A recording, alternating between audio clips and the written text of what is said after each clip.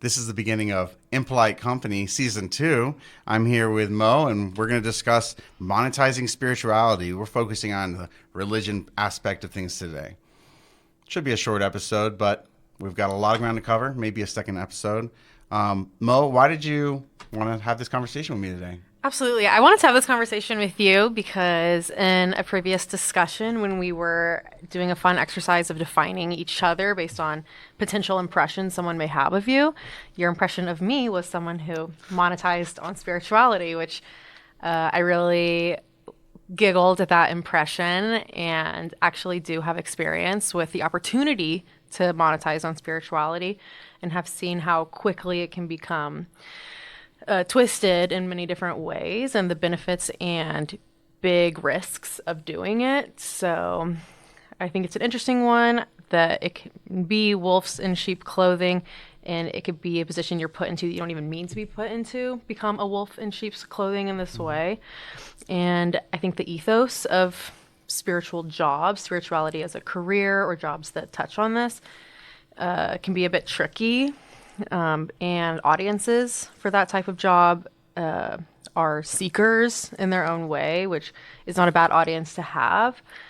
Yet they might be passing over their personal power in a way that is disempowering for them and pervertedly empowering for the spiritualist.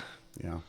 I want to start off by saying that whenever I said that, it was with a lot of love and playfulness. And, it was mirthful, and, for sure. And also it was because I see you as successfully doing it, or I see you as potentially having more success in being able to put yourself there and not, toe the line without getting drawn into it. Something I'd like to be able to do. Frankly, I'm as humbly as possible. I want to be able to monetize my spirituality because spirituality is such a big part of my lifestyle. Mm-hmm. And they say, do what you love. Absolutely. It's an interesting one. And I've been a massage therapist for 11 years now and did get Reiki training, but I only pursued Reiki at that time because of the esoteric and spiritual experiences I was having in massage. So I wanted to be able to encapsulate that for a certain audience to describe the type of effect that I was experiencing and my clients were experiencing.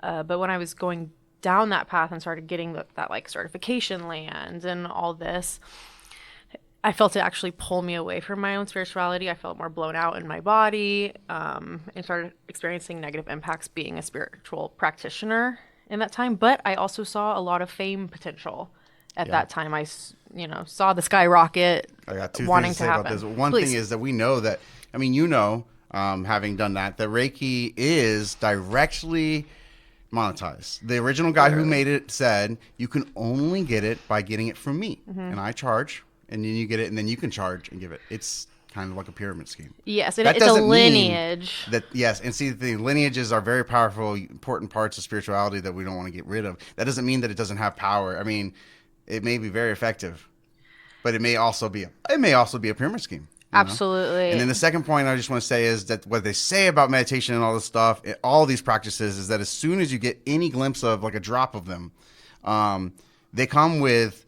In India, they call them cities, which means like powers or, energies. Like fame is a power, or charisma, and money and the ability to the confidence that comes with it and all that stuff. And also whatever your internal experiences were with Reiki, whatever that really physically was like for you or, To me, it was more tepid than what... my main goal in getting that type of certification was to be able to classify it and be bookable with, I don't know, I wanted to see if maybe some kind of the grounding that could come with having a certification, but truly it was to kind of give more verbiage to express the mathematical, sensual, colorful, musical experience of the untrained esoteric, thing that happens when in body work. Of working with multiple systems inside of one person, including their non-physical systems, their emotional systems, their experiences as they affect the body, the posture, the temperature in the skin. So you made investments because you wanted to have these skills to be able to offer them. On the one hand, a noble desire. And on the other hand, we can't help but have what the Buddhist calls gaining mind, which is that's a list.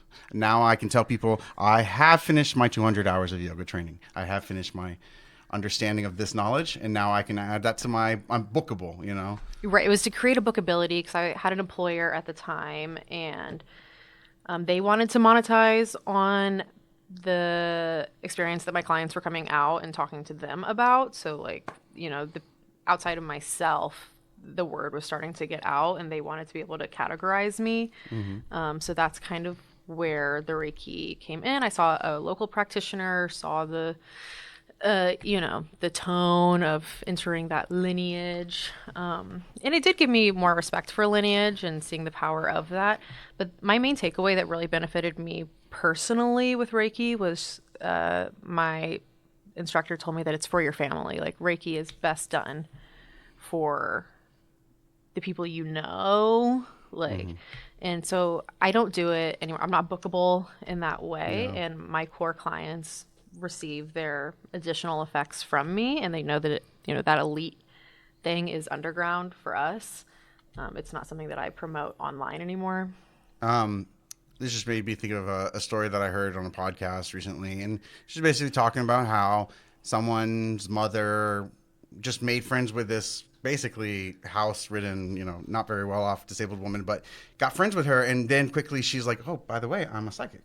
And he said, really? And then the more that she gets to know her, the more that she's revealing all this stuff. And she doesn't ask for money. She just starts telling you stuff about yourself. Oh, I had all these dreams, and they become larger and larger essays until it becomes a little overwhelming. But also, she's interested in the stuff she's hearing, and some of it feels like it's real, And then she asks for money.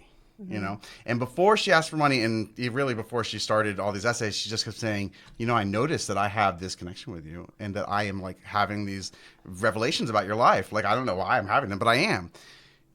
Is it possible that this poor person who may or may not have these psychic abilities seeks out, a customer, knowing that she cannot have a customer without loving them and wanting to be friends with them, and therefore says, oh, Mo, it's so, you and I could really talk, and feeling like we have a real friendship because we do, and then using that as a springboard for my monetizing of my spirituality. So I just think about that. I've seen stuff happen like this before. When you said, keep it in the family. Well, who's not family? You can also ingratiate yourself with the type of connection that can happen when you're crown has this like blanket on top of other people's crowns. But also, if someone, to me, there's the red flags that I heard in that experience is someone without fiscal means, to me, shows a sense of ungroundedness, which can increase psychic and schizophrenic experiences. And I've seen it in like the coaching world, of like life coaches and business coaches that have high spiritual tones to their work.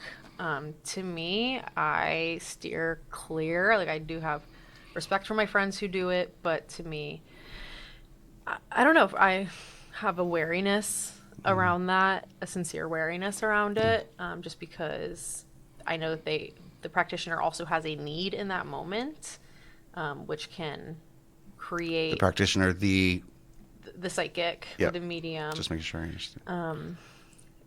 If they have a pressure for needing to receive income from this, it can promote misleading messages that, because people want to hear good things about their life. Like, for me, it was hard when I was getting like downloads or like why would you want? I don't want to pay to come back to hear a bad thing. And I'm like, you don't. It's tough to be like, I'm getting some really deep, intense, dark themes. It looks like you could really use a lot. It looks like you could change a lot of things in your life because you're super tense, or, I mean, clearly you haven't fixed that posture issue. So you just have to have like a level of like, I don't know the right word, apathy or ambivalence, but it's neither of those things, but a certain distance. Yeah. To protect yourself as a practitioner, and the client needs to be protected. So that with consent on the spiritual level. That's the first thing that comes to mind is like, obviously Jesus if Jesus exists the way that we imagine he's pure and perfect, he could have monetized what he did and done it purely without it being selfish, right? Maybe. if a guru truly is pure and truly has no ego left, no personality, and is just the supreme embodied, they can do things that won't be muddy for them because they can touch it without getting dirty. You know what I mean? They can do things that we can't. And the proverb about that is basically when you're at the top of a mountain and you see a bird fly, that doesn't mean that you can. So that's why perhaps some people might be able to do these things.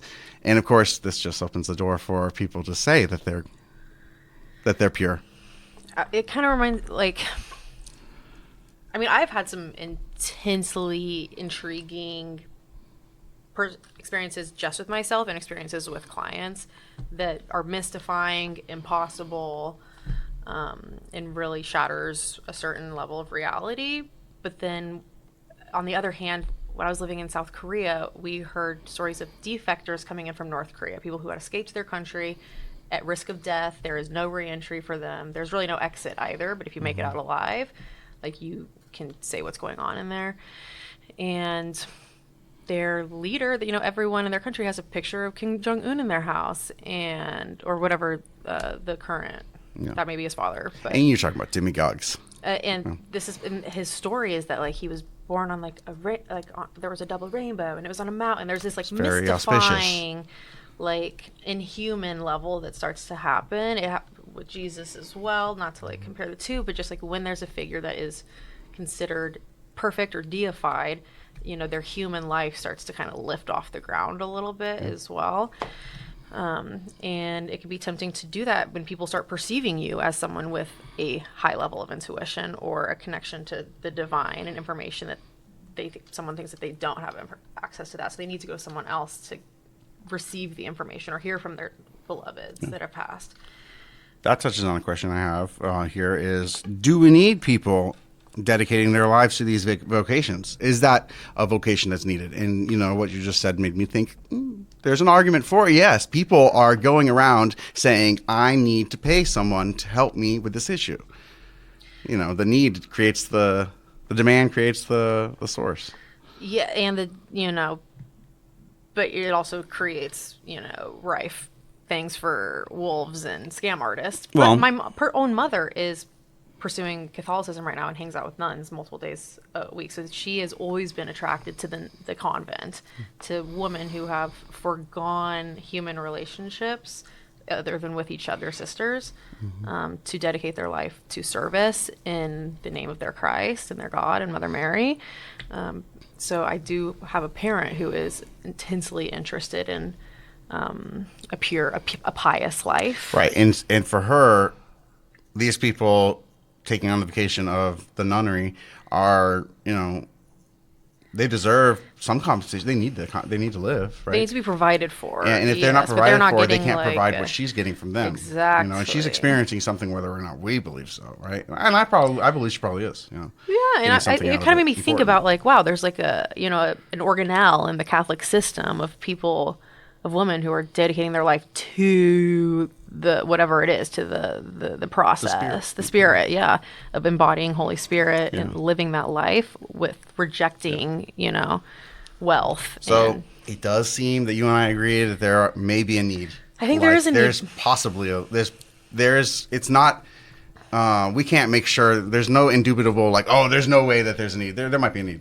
There might be a real need that people have in the world for this vocation. Yeah, and I know in another country, or maybe Creole culture, or someone who goes to see a bruja or something, different types of magic.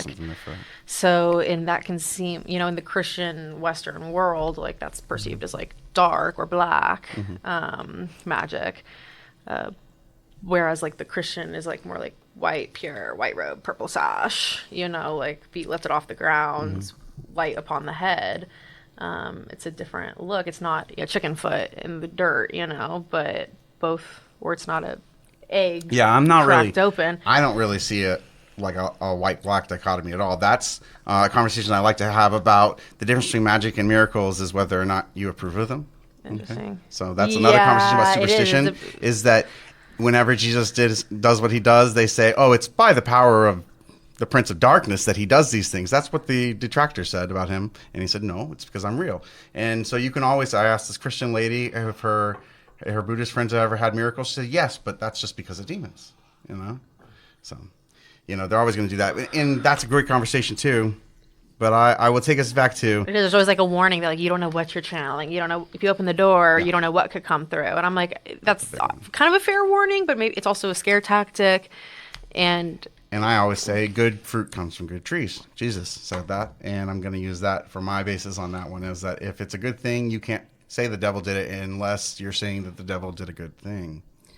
as a Gemini myself, a devil's advocate at times, someone who has room in my heart and mind for dual truths.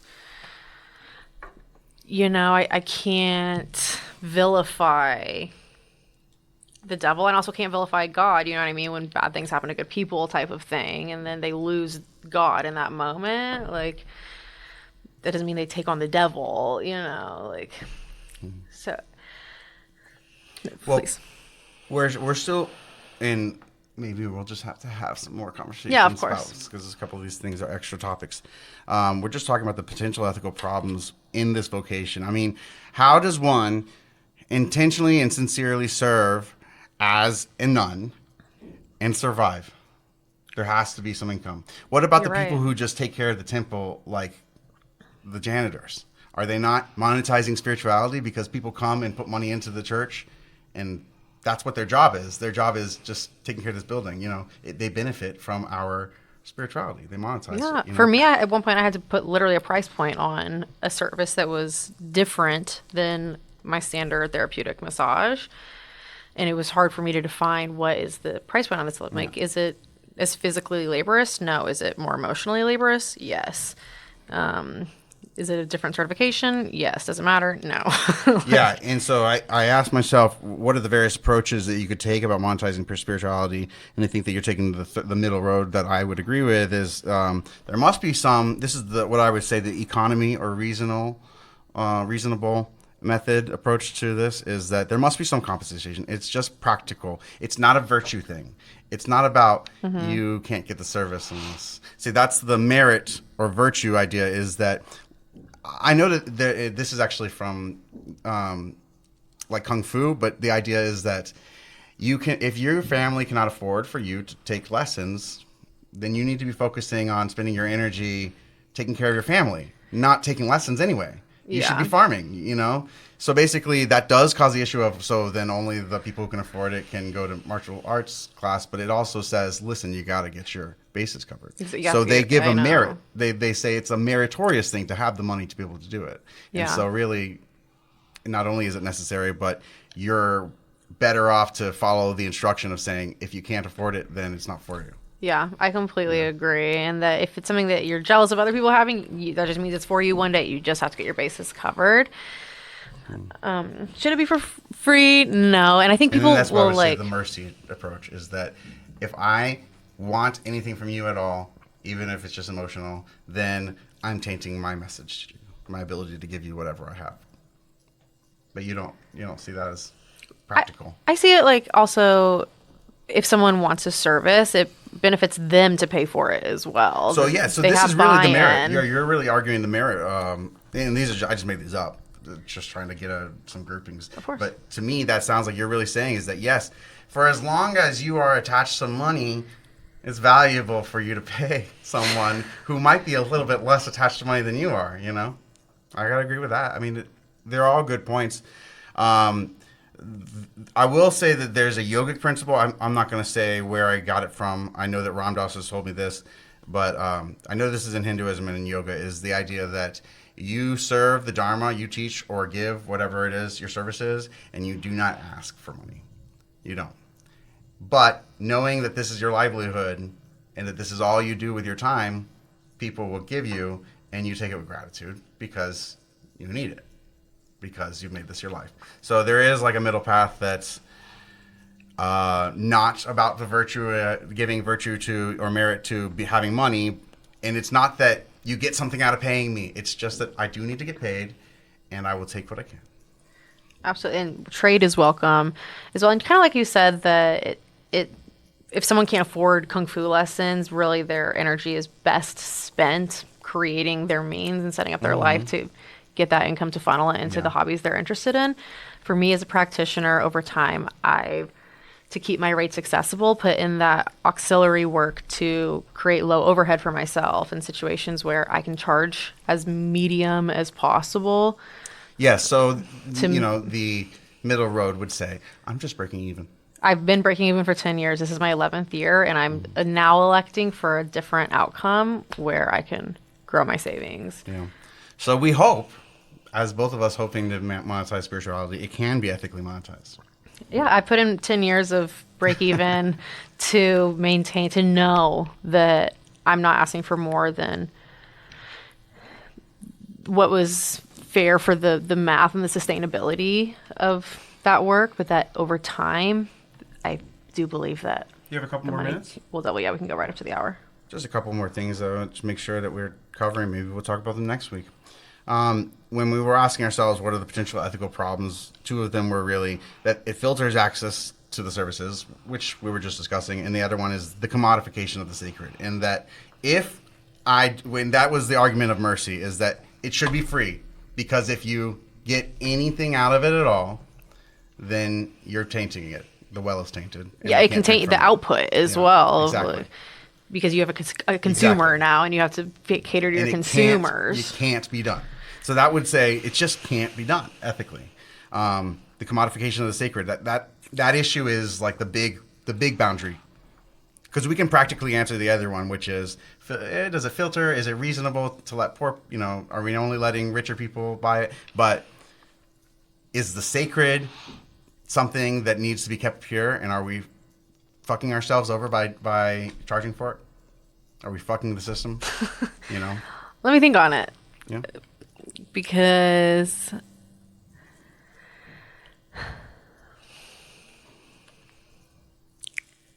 I've seen a lot of aesthetic applied to what is considered sacred.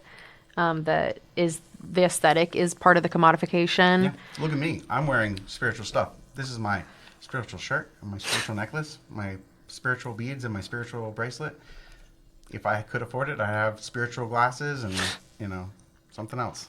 Totally. And as like one of the white spiritual girlies of the city in the past 10 years, there was like self-aware. It's good. Truly. And I was like, when I was being asked to have my pedestal raised or to step onto it, I felt young. I felt too young. I felt still not mature enough to be put in that type of honorific, sacred position. And I'm like, I'm not 50 years old yet, everybody. Like, not that it can't happen in my 20s. We don't know which lifetime you're on.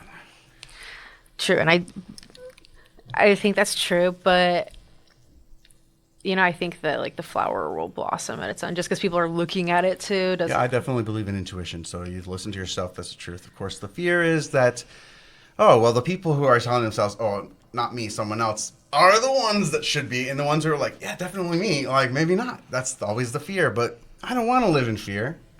But we got to be practical. Yeah, for me, I just didn't want or need my Instagram following count to go up due to it, Yeah, it's very difficult. There's a couple other spots that I'd like to point out is, what about a worship musician? Because that's really where I am interested in monetizing my spirituality. I have two ideas. One is maybe I could be kind of I help you find your spiritual practice type of life coach. I know a lot about lots of spiritual practices. We're going to help you find one that you identify with. It's really cool, and I want to be able to do that in a way that is generous and loving and profitable, right? Mm-hmm. I think that I have a certain skill set that I've been building for myself as I look for it.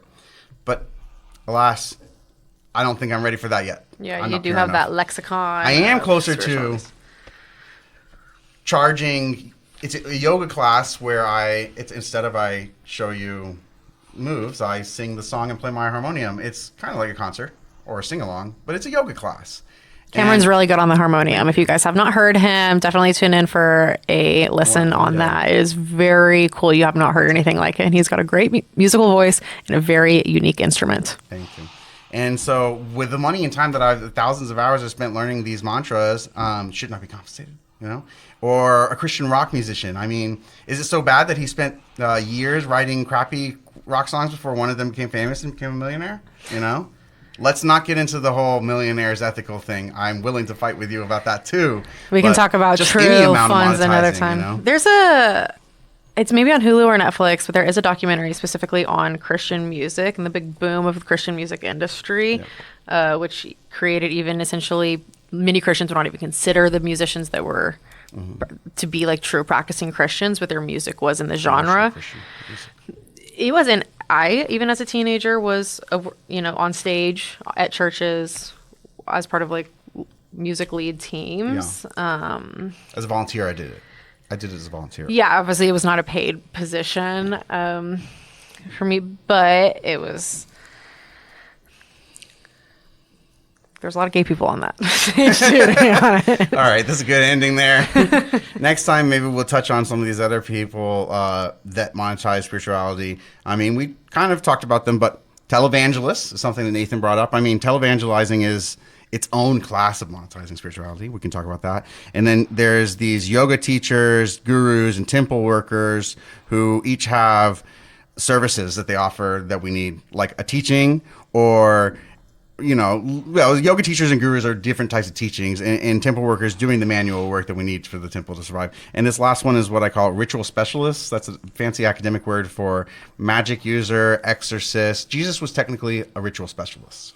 That's what he did. He went around doing a certain specialized ritual within the Jewish heritage. There are certain ones that you can get a ritual specialist from whatever, voodoo, whatever. It doesn't matter to me whether you call it black magic or white magic. It's ritual. Yeah, and I wasn't trying to define it with white or black, but just kind of like... But there's like a super wide variety of these type of people. And we're having this conversation within the context of the West. That's at least where, I'm coming from. Yeah. You have definitely a global... Etsy witches. And I think the West, we are not like a monoculture by any means at all. So spirituality in a monoculture can be more specific to the people using it and the land that's there and the food that's grown in a sense. But these days in the West, culture and groups have mixed and changed so much. The more global that we become and interconnected, the more that I believe in. Not a monoculture. There's not really an opportunity for monoculture. Yeah, it doesn't unless exist you're on here Sentinel Island anymore. Yeah, exactly. Sure. Well, wonderful talking with you, Mo. Cheers. Nice talking to you too. You too. See you again, buddy. And thank you, Nathan, for recording us. And thank you for our listeners and viewers. We really appreciate you being interested in this. And stay tuned.